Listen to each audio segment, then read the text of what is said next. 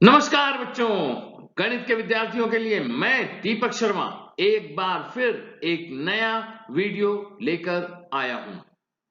इस बार हमने वीडियो बनाया है कक्षा 12वीं के बच्चों के लिए। मैंने पिछले वीडियो में आपको बताया था कि समाकलन क्या है, समाकलन को किस प्रकार से ज्ञात करते हैं और समाकलन के कुछ महत्वपूर्ण सूत्रों को भी हमने पिछले वीडियो में देखा था। इस वीडियो में हम उसी कड़ी को आगे बढ़ाते हैं और कुछ महत्वपूर्ण सूत्रों के साथ साथ कुछ विशेष प्रकार के फलनों को किस प्रकार से समाकलन करेंगे, ये हम इस वीडियो में देखेंगे। तो यदि बच्चों आपने अभी तक मेरे चैनल को सब्सक्राइब नहीं किया है तो मेरे चैनल को सब्सक्राइब कीजिए, बेल आइकॉन को दबाइए ताकि मेरे वीडियोस सबसे पहले आप तक पहुंचे। यदि आप मेरे पुराने वीडियोस को देखना चाहते हैं तो मैंने नीचे डिस्क्रिप्शन में लिंक दी हुई है, उस लिंक पर क्लिक करके आप मेरे पुराने सभी वीडियोस को देख सकते हैं। तो चलिए हम शुरू करते हैं समाकलन भाग 2 integration part 2।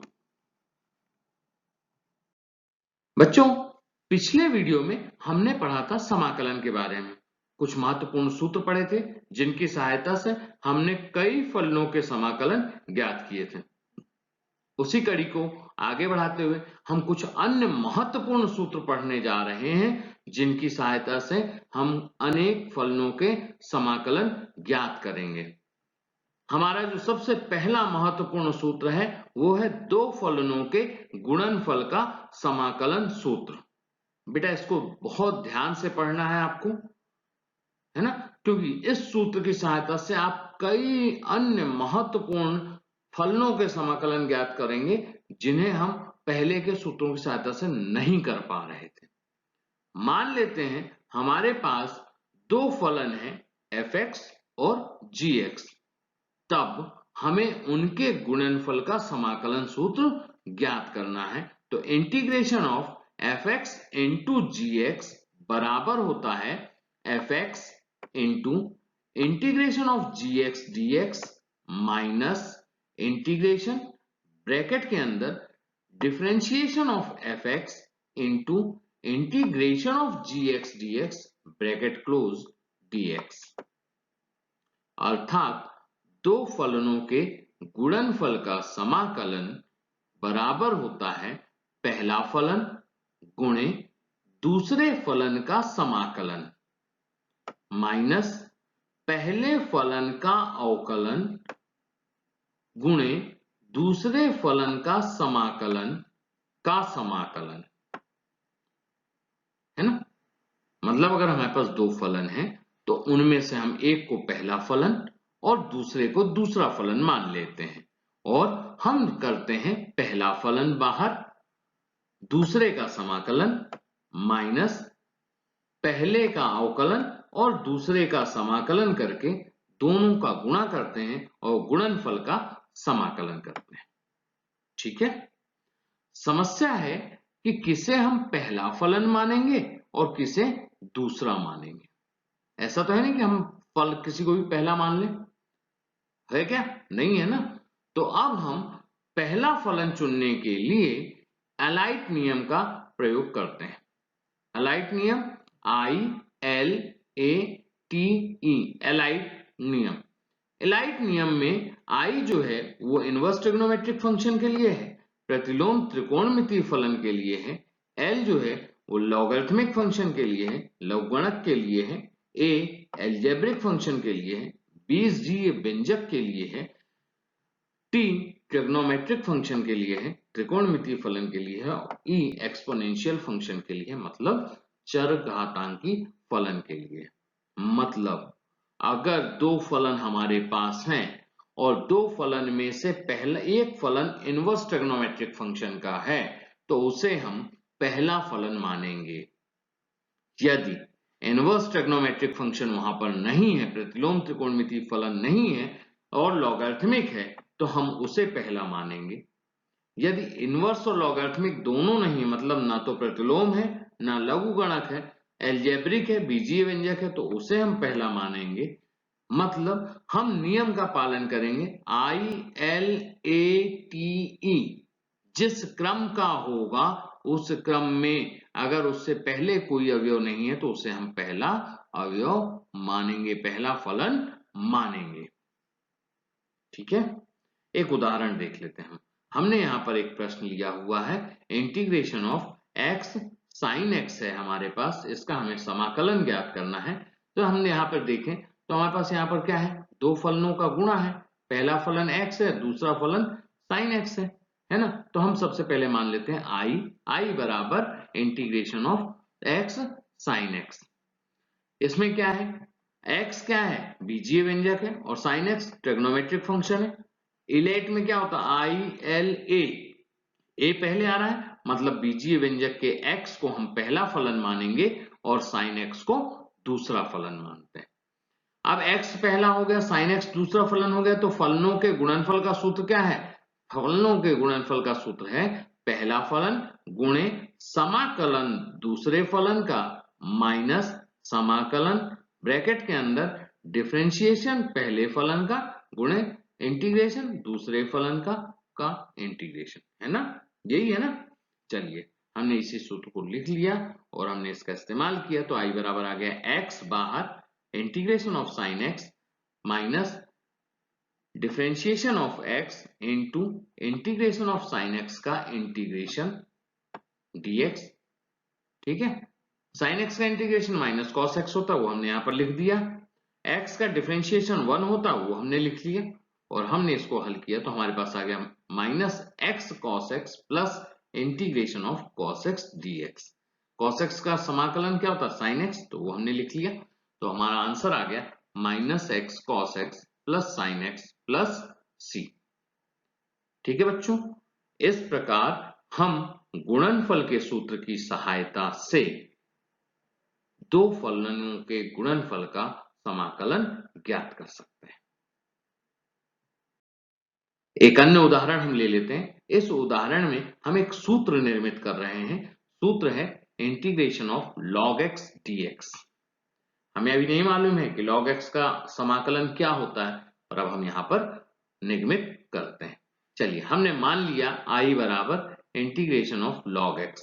Integration of log x को हम इस प्रकार से लिख सकते हैं 1 इंटू log x लिख सकते हैं। अब हमारा इलेट नियम क्या कहता है, आई इनवर्स ट्रिग्नोमेट्रिक है क्या, नहीं है। एल लॉगरिथमिक है, हाँ है, log x है यहाँ पर, तो log x क्या हो जाएगा, पहला फंक्शन और दूसरा फंक्शन क्या बचा 1, है ना। तो यहाँ पर log x पहला फलन और एक दूसरा फलन है, तब हम समाकलन के गुणनफल दो फलनों के गुणनफल के समाकलन का उपयोग कर लें तो क्या होगा, fx इंटू जी एक्स का इंटीग्रेशन बराबर होगा fx into integration of g x minus integration differentiation of fx into integration of g x d x. ठीक है, इस सूत्र से क्या हो गया, i बराबर हो गया log x बाहर एक का समाकलन माइनस डी बटे D x of log x into एक का समाकलन का समाकलन। log x एक का समाकलन क्या होता है x, तो ये हो गया x log x minus log x का डिफरेंशिएशन क्या होता है 1 upon x into x, x से x कट गया एक बचा तो ये आ गया x log x minus integration of 1 dx या x log x minus x plus c, है ना, या इसे हम कहेंगे कि log x minus 1 into x plus c। ठीक, चलिए अगला महत्वपूर्ण सूत्र है e की power ax into sine bx का समाकलन, मतलब इंटीग्रेशन ऑफ e की power ax sine bx dx बराबर होता है e की पावर ax बटे a square plus b square into a sine bx minus b cos bx। ठीक है, अब इस सूत्र को भी हम दो फलनों के गुणनफल के समाकलन की सहायता से हल करेंगे। ठीक, तो हमने सबसे पहले मान लिया कि i बराबर e की power ax into sine bx का समाकलन। ठीक है, अब इलेट नियम क्या कहता है, i इनवर्स ट्रिग्नोमेट्रिक फंक्शन है क्या, यहां पर नहीं है, लॉगरिथमिक एल भी नहीं है, एल्जेब्रिक ए भी नहीं है, क्या है? ट्रिग्नोमेट्रिक फंक्शन है। ट्रिग्नोमेट्रिक फंक्शन कौन सा है? साइन बी एक्स, और एक्सपोनेंशियल फंक्शन है e की पावर ax। तो t पहले आ रहा है ना, तो ट्रिग्नोमेट्रिक फंक्शन हमारा फर्स्ट फंक्शन होगा। इसका मतलब साइन बी एक्स को पहला फलन और e की पावर ax को दूसरा फलन मानेंगे। ठीक है, अब डाउट क्लियर हो गए? तो पहला फलन क्या होगा? साइन बी एक्स, और दूसरा फलन e की पावर ax। हम सूत्र लगा दें। सूत्र क्या है हमारा? Integration of f x into g x d x बराबर क्या है? F x into integration of g x d x minus integration differentiation of f x into integration of g x. ठीक है, तो कर दीजिए इसको।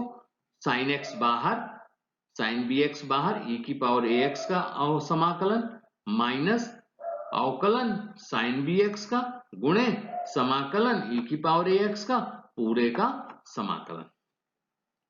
साइन बी एक्स जो करते हो e की पावर ए एक्स का समाकलन किया तो क्या गया? e की पावर ए एक्स बटे ए। साइन बी एक्स का अवकलन किया तो क्या हो गया? साइन का कॉस होता तो ये हो गया कॉस बी एक्स, और बी एक्स का बी होता तो यह गुणे पे ले आए। e की पावर ए एक्स का e की पावर ए एक्स होता और बटे में a आ गया तो b बटे a e की power a x into cos b x. ठीक है, इसमें फिर वही cos bx को पहला फंक्शन और e की पावर ax को दूसरा फंक्शन मान लेंगे। ठीक है, मान लिया हमने cos bx को पहला फंक्शन और e की पावर ax को दूसरा फंक्शन। फिर से सूत्र लगा दिया। हमारा आ गया 1 अपॉन ए e की पावर ax साइन bx, ये तो पहला फॉर्म आ गया। माइनस बाहर था, b बटे a बाहर था, अंदर क्या बचा? 1 अपॉन ए e की पावर ax cos bx आया, प्लस प्लस क्यों हुआ? क्योंकि कॉस का क्या होता? माइनस साइन, तो माइनस माइनस प्लस हो गया। ये हो गया b बटे ए इंटीग्रेशन ऑफ e की power a x sine b x d x. e की power a x sine b x d x ये क्या है? i के बराबर है, इसको हम i रख देते हैं। तो पहले हमने माइनस का गुणा कर दिया, माइनस b बटे ए का गुणा किया तो ये हो गया 1 अपॉन ए e की power a x sine b x minus b बटे ए स्क्वायर e की power a x cos bx minus b square बटे ए स्क्वायर इंटू आई वाले पद को उधर ले गए तो हो गया आई प्लस ए बी स्क्वायर बटे ए स्क्वायर इंटू आई, और राइट हैंड साइड लघुत्तम ले लिया। लघुत्तम ले लिया तो हमारा क्या हो गया? A square plus b square बटे ए स्क्वायर इंटू आई। यहां से 1 upon a square into e की पावर ए एक्स बाहर ले लिया तो क्या बचा? A sine b x minus b cos b x. A square से ए स्क्वायर कट गया और आई बराबर हमारा आ गया 1 upon a square plus b square e की power a x a sine b x minus b cos b x. ठीक है, इसी प्रकार अगर हमको दिया है e की power a x into cos b x तो हम इसका समाकलन भी ज्ञात कर सकते हैं, और इसका समाकलन होगा e की power a x cos b x d x बराबर e की पावर ए एक्स बटे a square plus b square into a cos b x plus b sine b x. ठीक है, तो इसको आप करके देख सकते हैं। ठीक, चलिए अगला जो हमारा महत्वपूर्ण सूत्र है वो है कि अगर हमारा समाकल जिसका हमको ज्ञात करना है वो फलन हमको इस प्रकार से दिया है कि उसमें e की पावर x का गुणा फलन और फलन के अवकलज दोनों के साथ हो, मतलब इंटीग्रेशन ऑफ e की power x into F x plus F dash x. F x ये फलन हो गया और फलन का अवकलज एफ डैश एक्स, दोनों के साथ किसका गुणा है? e की पावर x का। तो e की power x into F x plus F dash x d x अगर दिया हुआ है तो इसका मान होगा e की power x into F x के बराबर। ठीक है, मतलब कोई भी फलन दिया है और उसका अवकलज दिया है और दोनों का गुणा e की पावर x के साथ दिया हुआ है तो हम शॉर्टकट मेथड का इस्तेमाल करते हुए डायरेक्ट हम उसका समाकलन e की power x into F x के रूप में लिख सकते हैं। एक उदाहरण के माध्यम से हम इसको समझ भी लेते हैं। हमारे पास हमने यहां पर एक प्रश्न लिया हुआ है कि इंटीग्रेशन ज्ञात करना है e की power x into 1 upon x minus 1 upon x square dx का। तो हमने इसको सबसे पहले क्या मान लिया? i मान लिया। अब अगर हम गौर करें तो यहां पर देखें तो 1/x का अवकलन जो है 1/x² माइनस में होता है ना। 1/x का अवकलन क्या होता है? -1/x²। इसका मतलब ये किस प्रकार का हो गया? ये समाकल हो गया e⁻x into fx plus f' dx के प्रकार का। यहां पर fx क्या है? 1/x और f' क्या है? 1/x² विथ माइनस साइन, मतलब -1/x²। चलो अब हम इसको करके देखते हैं कि ये मान e⁻x इंटू 1/x आता है कि नहीं आता। क्योंकि अगर हम सीधा सूत्र में मान रखेंगे तो क्या आएगा? e⁻x इंटू 1/x इसका आंसर हो जाएगा। लेकिन अब हम इसको करके देखते हैं तो i बराबर क्या हो गया? हमने अलग अलग कर लिया, e⁻x into 1/x dx minus e⁻x into 1/x² dx हो गया। अब यहां पर अगर हम 1/x कैसा है? बीजीय व्यंजक है, तो ये पहला फलन हो जाएगा और e⁻x दूसरा फलन हो जाएगा। हम इसको इंटीग्रेट कर देते हैं सूत्र का प्रयोग करके। तो पहला फलन 1/x into integration of e⁻x dx minus integration of d बटे dx of 1/x integration of e⁻x dx into dx minus दूसरे वाले फलन को ज्यों का त्यों रख दिया है integration of e⁻x 1/x² dx। अभी हम इसको हल नहीं कर रहे हैं, ठीक है। चलिए जब हमने इसको हल किया तो कितना मिल गया हमको? e⁻x 1/x minus e⁻x minus 1/x² dx और माइनस e⁻x 1/x² dx। अच्छा ये माइनस और ये माइनस क्या हो गए? प्लस। तो इसका मतलब क्या हो गया? ये हो गया प्लस e⁻x 1/x² और यहाँ पे माइनस था तो ये दोनों क्या हो जाएंगे? कट जाएंगे। तो हमारा मान कितना आ गया? हमारा मान आ जाएगा e⁻x इंटू 1/x। तो ये तो हम सीधा भी निकाल लेते, है ना। इसलिए जब भी कंपटीशन एग्जाम में हम सामना करेंगे इस प्रकार के प्रश्नों को और हमने फॉर्म देख लिया है कि ये इस फॉर्म का है e⁻x into fx plus f' dx के रूप का है, तो हम इसका उत्तर लिख देंगे e⁻x इंटू fx। क्लियर? चलिए अब हम पढ़ते हैं कुछ मानक सूत्र, स्टैंडर्ड फॉर्मूले, है ना। तो सबसे पहला जो हमारा स्टैंडर्ड फॉर्मूला है, मानक सूत्र है, वो है integration of 1/x² plus a² dx is equal to 1/a tan inverse x बटे a। ठीक है, चलो हम इसकी उत्पत्ति करके देख लेते हैं कैसे होगा। तो हमने मान लिया i बराबर 1/x² प्लस a² dx।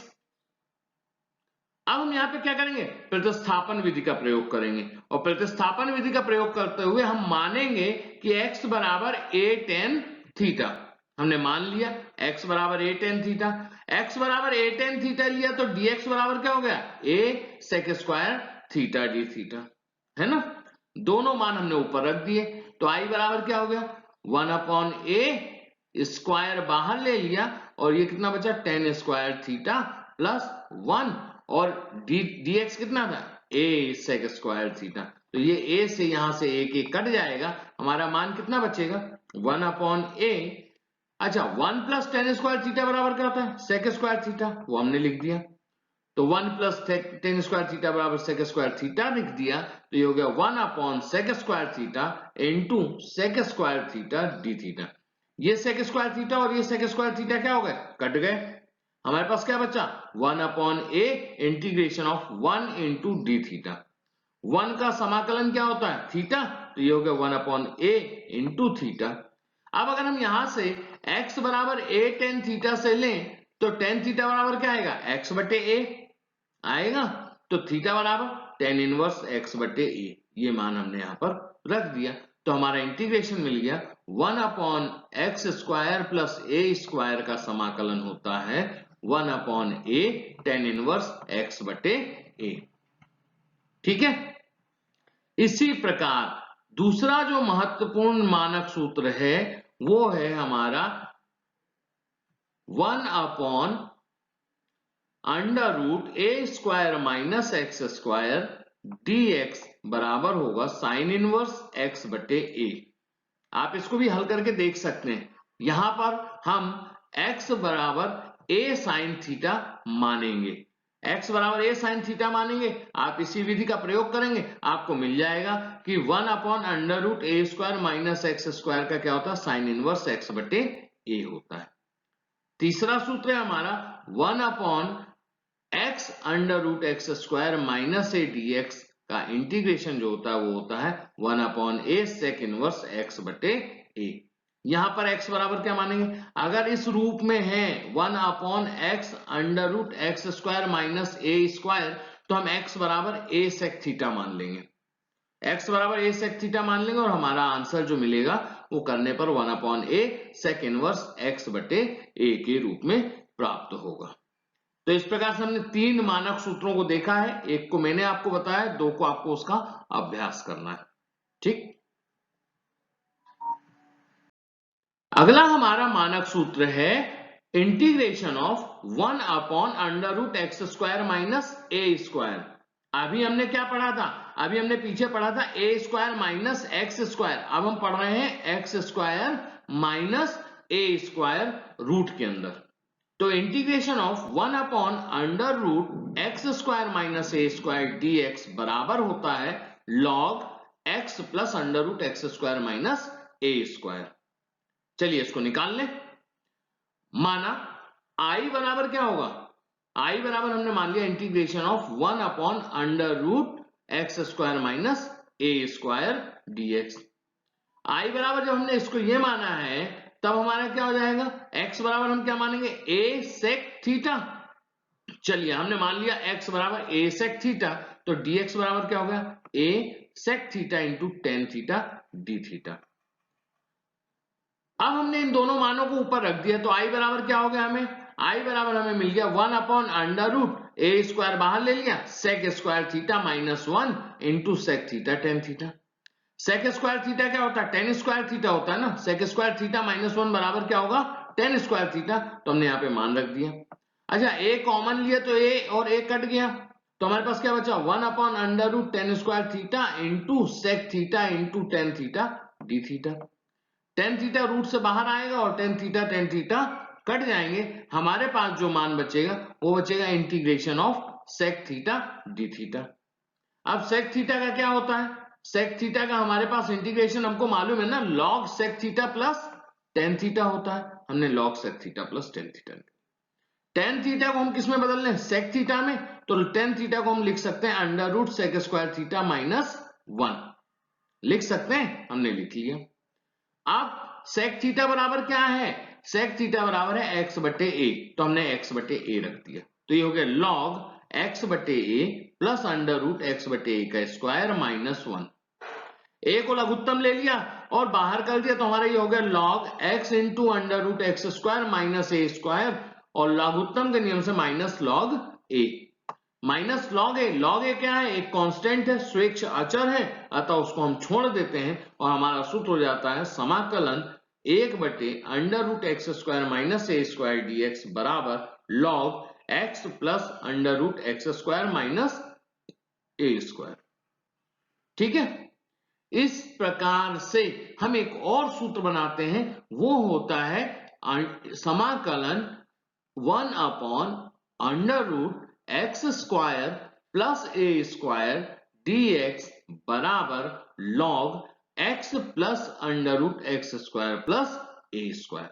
आप इसको करके देखिएगा, ये भी इसी प्रकार से बनेगा जिस प्रकार से ये बना है, बस यहां पर क्या करोगे आप x बराबर a टेन थीटा ले लोगे। ठीक है, तो बच्चों इस वीडियो में यहीं तक, अगले वीडियो में हम कुछ अन्य मानक सूत्रों की बात करेंगे और हम पढ़ेंगे खंडशः समाकलन। तो बच्चों तब तक के लिए जय हिंद, जय भारत।